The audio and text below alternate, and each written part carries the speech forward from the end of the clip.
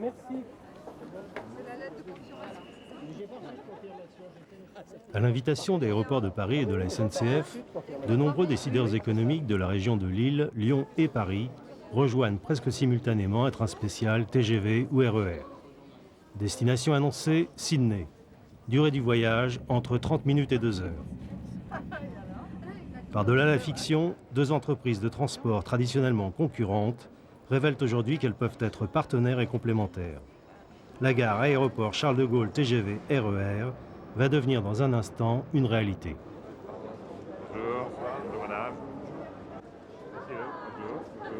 Il y a l'aspect complémentarité, que ce soit pour les gens de l'Île-de-France qui, avec le RER, iront vraiment au pied de l'avion ou, je dirais, quai à quai pratiquement avec le TGV. Le RER amène au train, grande ligne et à l'avion, que ce soit les TGV qui, alors pour le reste de la France, alors dans un premier temps le nord et le sud-est, en 50 minutes quai à quai de Lille, on sera, je dirais, pratiquement au pied des avions. 1 heure de gagner sur un temps de parcours comme ça, c'est fabuleux. Nous arrivons à la gare aéroport Charles de Gaulle TGV RER. La température à Sydney est de 59 degrés Fahrenheit et il est 2h30 du matin. Nous vous souhaitons un agréable séjour en Australie.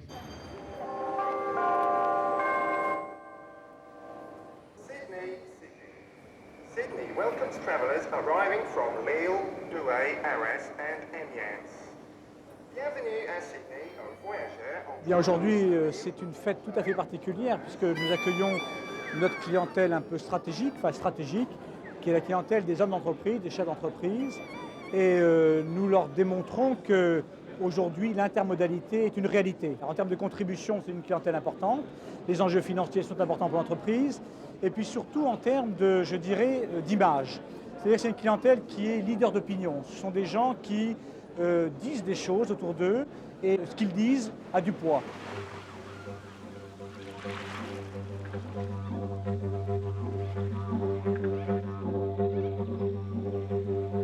Vous n'êtes pas tout à fait à Sydney.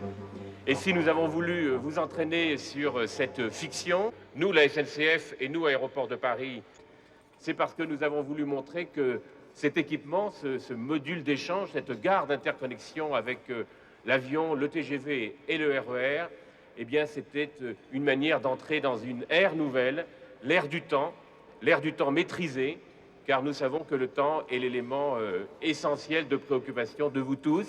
Je pense que vous serez intéressés, comme nous l'avons été nous-mêmes, à découvrir ce monde nouveau. Merci beaucoup.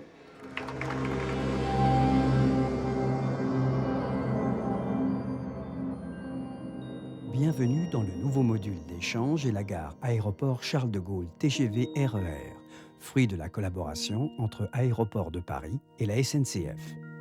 Ce module d'échange que vous allez découvrir s'élève au-dessus des voies ferrées sur 4 niveaux. Chaque niveau correspond à une fonction majeure de l'édifice et distribue vers de multiples destinations. Le premier niveau dans lequel vous pénétrez maintenant est la salle d'échange de la gare SNCF. Ce hall est conçu comme un espace de vie, regroupant toutes les infrastructures et services nécessaires à un homme d'affaires en déplacement. La gare aéroport Charles de Gaulle TGV RER accueillera entre 300 000 et 500 000 voyageurs TGV en 1995. À plus long terme, le trafic devrait atteindre 2,5 millions de passagers, dont 1,5 million en correspondance aérienne. En réduisant les temps de parcours, la SNCF transformera les distances. Elle rapprochera les villes et les hommes, du local à l'international.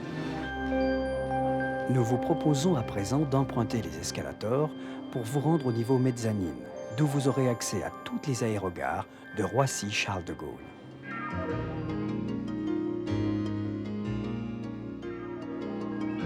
Surplombant la mezzanine, la verrière intérieure diffusera sur tous les niveaux la lumière du jour une fois les travaux achevés. Les 2 aérogares déjà construites sont distantes de 3,5 km. C'est pour assurer la desserte interne entre ces 2 aérogares et la gare d'interconnexion TGV-RER que 2 lignes de mini-métro SK 6000 entreront en service en 1996 et 1997. Il est constitué de cabines tractées par câble, en mouvement continu. L'intervalle entre 2 cabines varie entre 20 et 50 secondes. Le mini-métro élimine toute notion d'attente. derrière vous, le centre d'affaires Aéroport de Paris. Montons à présent au 3e niveau du module d'échange.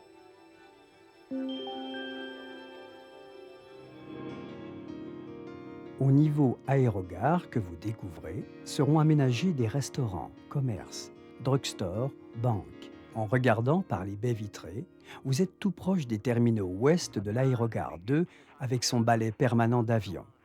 L'aéroport Charles de Gaulle a accueilli en 1993 26 millions de passagers, transportés par 77 compagnies aériennes.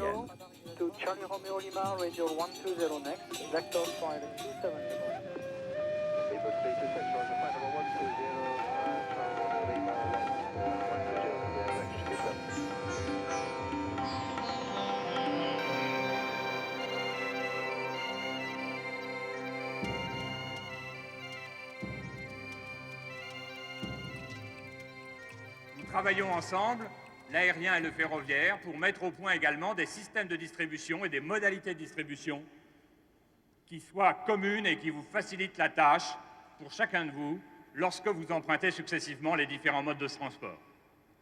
Voilà donc un progrès qui est, je crois, un progrès considérable, et je suis heureux que nous puissions fêter l'intermodalité dans ce site unique, ce site magnifique qui en est le symbole. Il est clair qu'un équipement comme celui-ci constitue un atout pour les entreprises françaises. Il va faciliter vos déplacements sur les marchés extérieurs. Il va rendre plus pratique l'accès de vos visiteurs étrangers. Il va ancrer dans l'esprit de tous la position de Paris comme place tournante majeure en Europe. Mesdames et messieurs, nous survolons actuellement le continent australien. Vous pouvez apercevoir par les hublots, sur la gauche de l'appareil, le célèbre mont Ayers Rock. Nous passerons bientôt au-dessus de l'océan Pacifique.